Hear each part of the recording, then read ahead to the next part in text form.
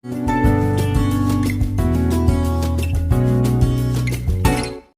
छात्रों, नमो नमः। संस्कृत की आज की कक्षा में आप सभी लोगों का हार्दिक स्वागत है। आज हम लोग अष्टमी कक्षा के सप्तमः पाठः सफलम तस्य जीवितम पाठ का अध्ययन करेंगे। सफलम का अर्थ होता है सफल होना किसी चीज़ में, है ना। सफल है, तस्य का अर्थ होता है उसका। ये तत् शब्द का षष्ठी विभक्ति एक वचन है, पुल्लिंग का और नपुंसकलिंग का। सफलम का मतलब सफल है, तस्य का मतलब उसका, जीवितम का अर्थ होता है जीवन। उसका जीवन क्या है? सफल है, या सफल है उसका जीवन, या उसका जीवन सफल है। अब दोनों में से कोई भी एक अर्थ ग्रहण कर सकते हैं। यह है सप्तमः पाठः।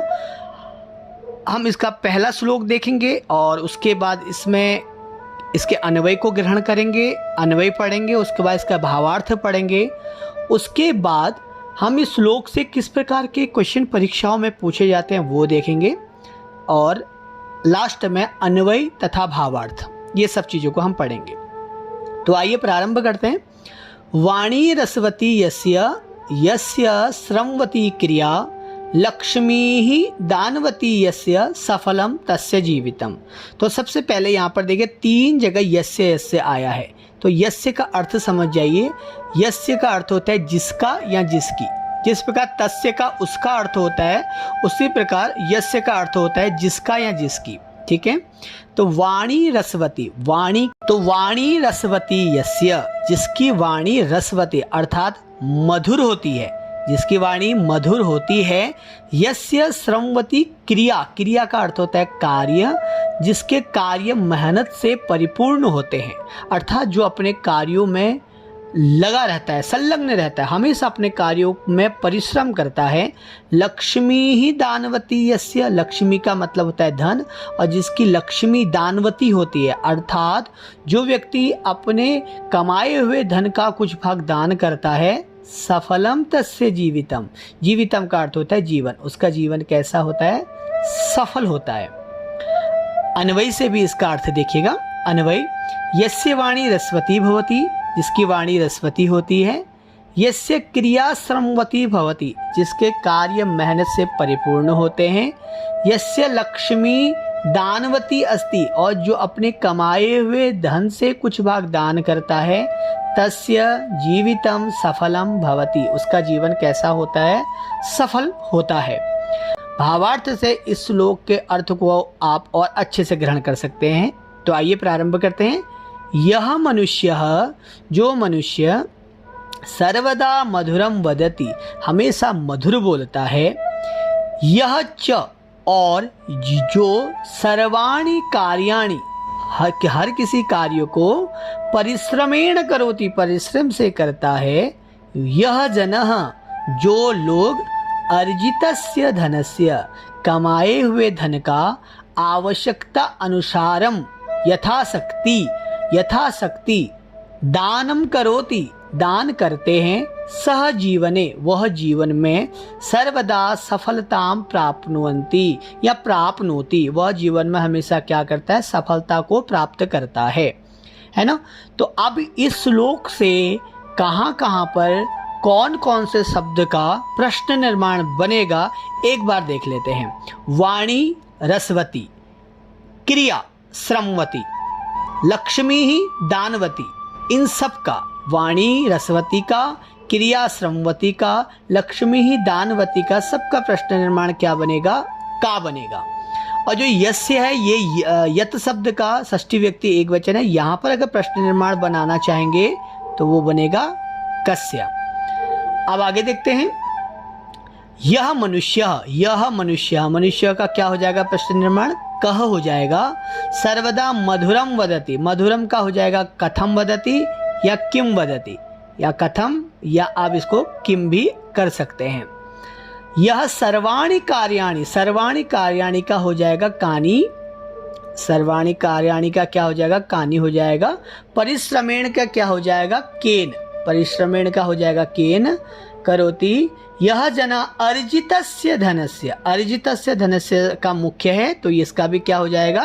कस्य, अर्जितस्य धनस्य कस्य आवश्यकता अनुसारम यथाशक्तिम दानम करोति सह जीवने, जीवन के हो जाएगा कदा सर्वदा सफलताम प्राप्नोति, सफलताम का क्या हो जाएगा, काम हो जाएगा, सफलताम का क्या हो जाएगा, काम। तो यहाँ पर ये इस श्लोक से जो जो प्रश्न आ सकते थे, प्रश्नवाचक चिन्ह, वो आपको यहाँ पर बताया गया है।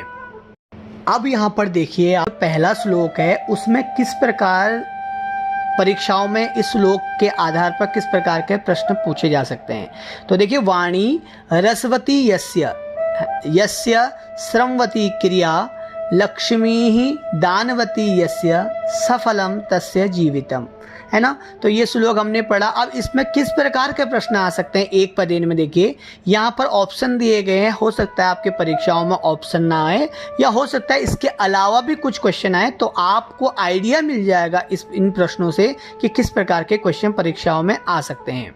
तो देखिए, जीवनस्य साफल्यार्थम, जीवन की सफलता के लिए कीदृशी वाणी आवश्यकी, कैसी वाणी की आवश्यकता होती है। तो श्रमवती, दानवती, रसवती, दीप्तिवती, तो इसका अर्थ क्या हो जाएगा, रसवती।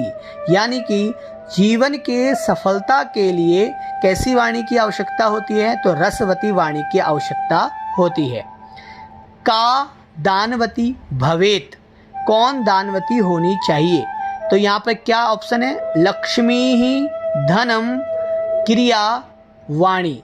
अब यहाँ पर देखिए, यहाँ पर धनम और लक्ष्मी ही दोनों एक ही शब्द, लक्ष्मी का अर्थ क्या होता है, धन होता है, पर यहाँ पर श्लोक के अकॉर्डिंग चलेंगे, लक्ष्मी ही दानवती यस्य, है ना, जिसकी लक्ष्मी दानवती होती है, तो इसका आंसर क्या हो जाएगा, लक्ष्मी ही हो जाएगा। का दानवती भवेत, तो लक्ष्मी हो जाएगा। और का धनम क्यों नहीं हो सकता, क्योंकि यहाँ पर प्रश्नवाचक क्या है, का है, और धनम क्या है, नपुंसक लिंग शब्द है, तो इसलिए धनम नहीं हो सकता।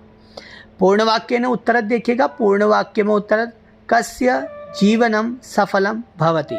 तो यहाँ पर पूरा का पूरा जो श्लोक है उसका जीवन सफल होता है। जैसे जिसकी वाणी रसवती होती है, यस्य श्रमवती क्रिया, जिसके कार्य मेहनत से परिपूर्ण होते हैं, लक्ष्मी ही दानवती यस्य, जिसकी लक्ष्मी दानवती होती है, सफलम तस्य जीवितम, उसका जीवन क्या होता है, सफल होता है। आगे देखिएगा, पूर्ण वाक्य न उत्तरद में ये हो गया है ना। अब देखिए, भाषिक कार्य, मोस्ट इंपोर्टेंट भाषिक कार्य होता है किसी भी श्लोक का, या किसी भी जब पैराग्राफ का भाषिक कार्य मेन होता है। काफ़ी हद तक बच्चे यहीं पर गड़बड़ कर जाते हैं, तो ध्यान से देखिएगा। जीवन इत्यस्य पदस्य अर्थे, जीवन इस पद के अर्थ में श्लोक में कौन सा पद प्रयुक्त हुआ है। क्रिया ऑप्शन में है, जीवितम ऑप्शन में है, लक्ष्मी ऑप्शन में है, और जीवम ऑप्शन में है। तो जीवनम का क्या हो जाएगा, जीवितम राइट आंसर हो जाएगा। सेकंड वाले देखिए, श्लोक के धनम पदस्य कह पर्यायः लिखितः, श्लोक में धन पद का कौन सा पर्याय है। पर्यायवाची, पर्याय का अर्थ होता है पर्यायवाची। तो क्या लक्ष्मी है, जीवितम है, वित्तम है, या क्रिया है। तो धन शब्द का पर्याय पद क्या है, तो लक्ष्मी ही उसका पर्याय पद है। तीसरा देखिएगा, वाणी रसवती अनयोः पदयोः विशेषणम पदम किम। तो विशेषण पद इसमें क्या है, तो विशेषण क्या होता है, किसी भी क्वालिटी अर्थात अच्छी या बुरी, वो उसकी क्या हो सकता है, विशेषण हो जाता है। तो वाणी की विशेषता क्या है, कैसी वाणी है, रसवती है। तो क्या रसवती ऑप्शन में है, बिल्कुल रसवती ऑप्शन में है, तो इसका ये विशेषण पद ये हो जाएगा। लास्ट क्वेश्चन है, श्लोके यस्य तस्य च पदे कस्मै आगते, श्लोक में यस्य तस्य च पदे कस्मै आगते, जीवाय, पशवे, मनुष्याय या जीवात्मने।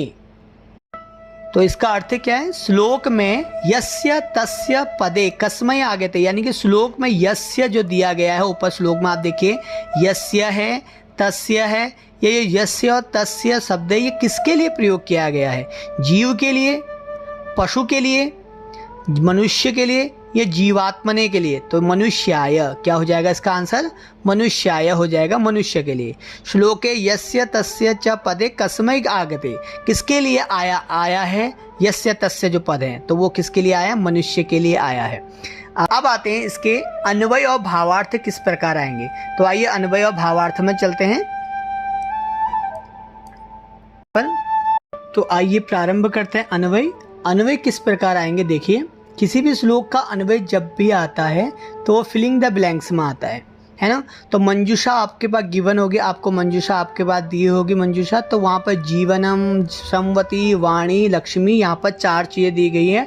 हो सकता है परीक्षा की दृष्टि से कुछ भी फिलिंग द ब्लैंक्स में दिया हो, तो आपको ख्याल रखना है कि फिलिंग द ब्लैंक्स में क्या आएगा, श्लोक के हिसाब से करेंगे।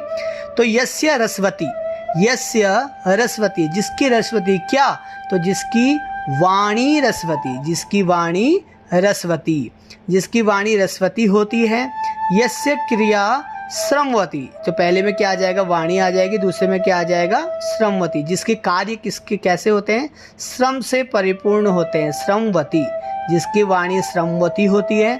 यस्य, यस्य लक्ष्मी ही, तीसरे नंबर में क्या आ जाएगा, लक्ष्मी आ जाएगा, तो जैसे लक्ष्मी ही, लक्ष्मी ही दानवती, जिसकी लक्ष्मी कैसी होती है, दानवती होती है। तस्य जीवनम, क्या हो जाएगा, जीवनम, तस्य जीवनम सफलम भवति, उसका जीवन कैसा होता है, सफल होता है। अन्वय भी इसी प्रकार आते हैं तथा भावार्थ भी इसी प्रकार आएंगे फिलिंग द ब्लैंक्स में ही।